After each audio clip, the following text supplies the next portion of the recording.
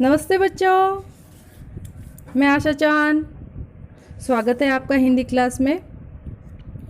अपन पढ़ रहे थे आपकी पाठ्य पुस्तक क्षितिज से राहुल सांकृत्यायन का ल्हासा की और चैप्टर। अभी तक अपन ने पढ़ा लेखक जो है वो तिब्बत की यात्रा करते हैं नेपाल के रास्ते से। ठीक है, वहाँ पे शुरू में बताया गया है कि तिब्बत का समाज कैसा था। वहाँ पे कोई जाति पात छुआछूत वाला कुछ भी कोई सवाल नहीं था। नहीं, औरतें पर्दा करती थी और कोई भी राहगीर जिसको चाय बनाने की ज़रूरत होती वो या तो उस घर की बहू बेटी को दे दे, अपनी झोली में से चाय निकाल के दे दे तो वो उसको पका देगी, और ख़ुद जो है वो मक्खन और सोडा, नमक सोडा उसमें मिला देते हैं। और बहुत सारे लोग जो है वो घर के अंदर परमिशन लेके घर के अंदर जाके भी अपनी चाय जो है वो पका सकते थे। लेकिन जो निम्न श्रेणी के भीखमंगे थे उनसे लोग चोरी होने के डर से भीतर उनको नहीं आने देते। उसके बाद में अपन ने पढ़ा लेखक जो है वो भीखमंगे के वेश में यात्रा करते हैं। और तिब्बत में जो है खून एक आम बात थी। वहाँ पहले आदमी को मारा जाता है और बाद में देखते हैं कि उसके पास में पैसे है या नहीं। और तिब्बत की जो सरकार है वो न तो खुफिया विभाग पे और न ही पुलिस पे इतना खर्च करती है, और वहाँ कोई भी गवाह भी नहीं मिल सकता। तिब्बत समाज में कोई कानून, हथियार कानून भी न था। इस कारण से लोग जो है वहाँ के लाठी की जगह पिस्तौल और बंदूक लिए फिरते दिखते हैं। लेखक भीखमंगे के वेश में यात्रा करते हैं तो वहाँ जैसी सूरत देखते हैं कि ये खून कर सकते हैं या ऐसा कुछ हो सकता है, तो वहाँ पे जो है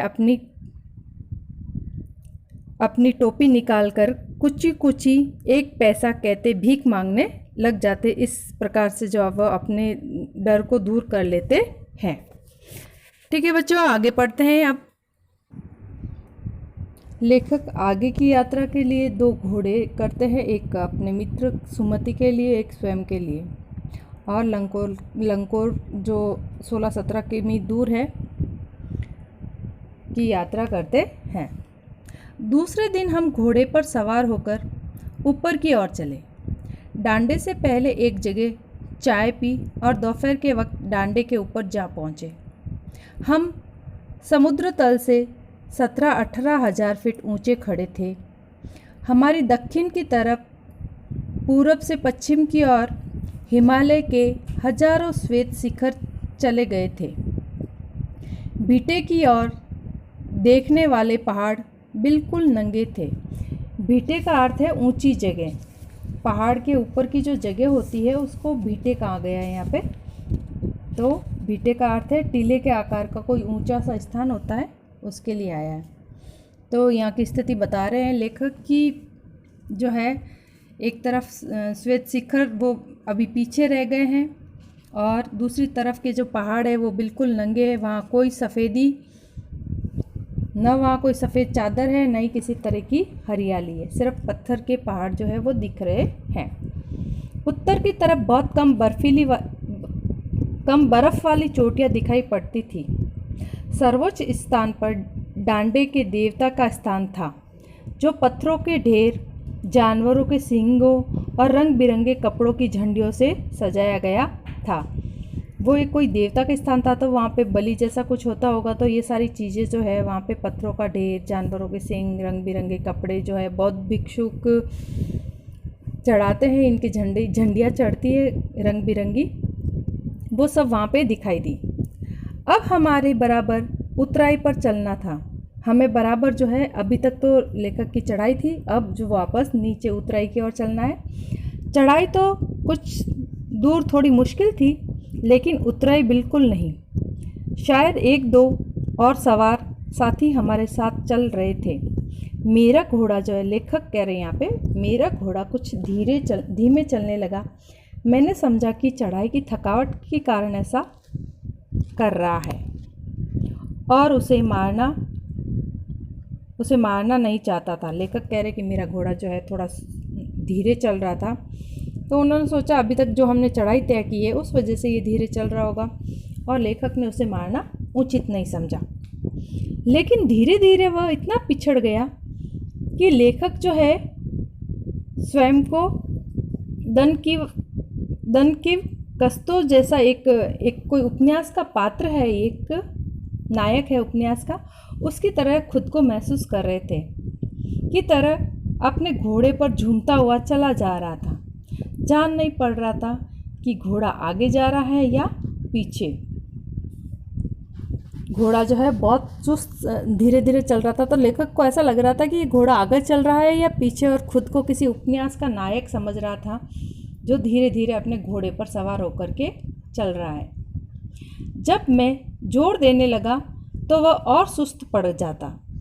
लेखक जब थोड़ा सा उस पर जोर ज़बरदस्ती करने लगते तो वो और धीरे धीरे चलने लगता। एक जगह दो रास्ते फूट रहे थे।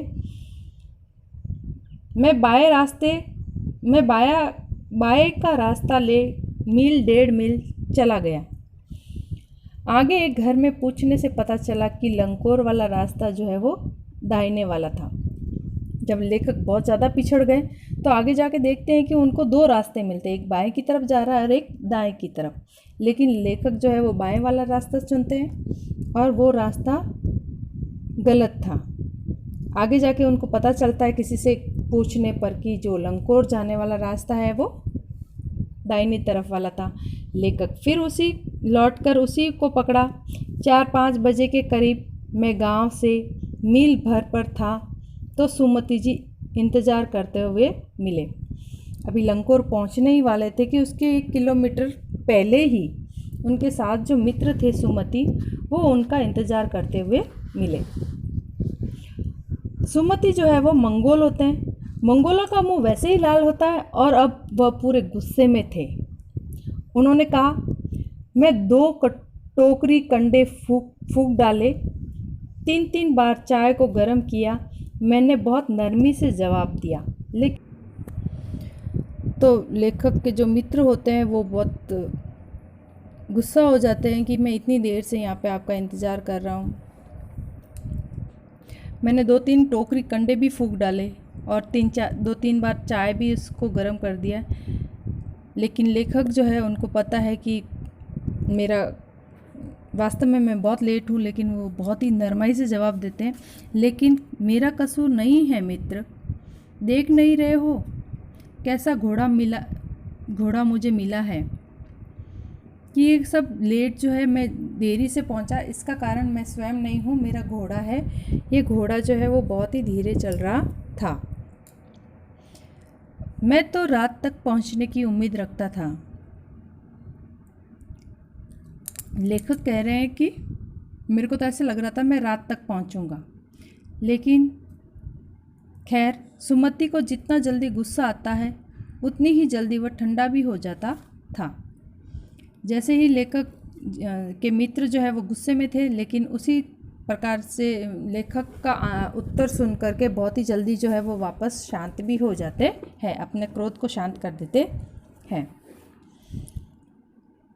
लंकोर में वह एक अच्छी जगह पर ठहरे थे।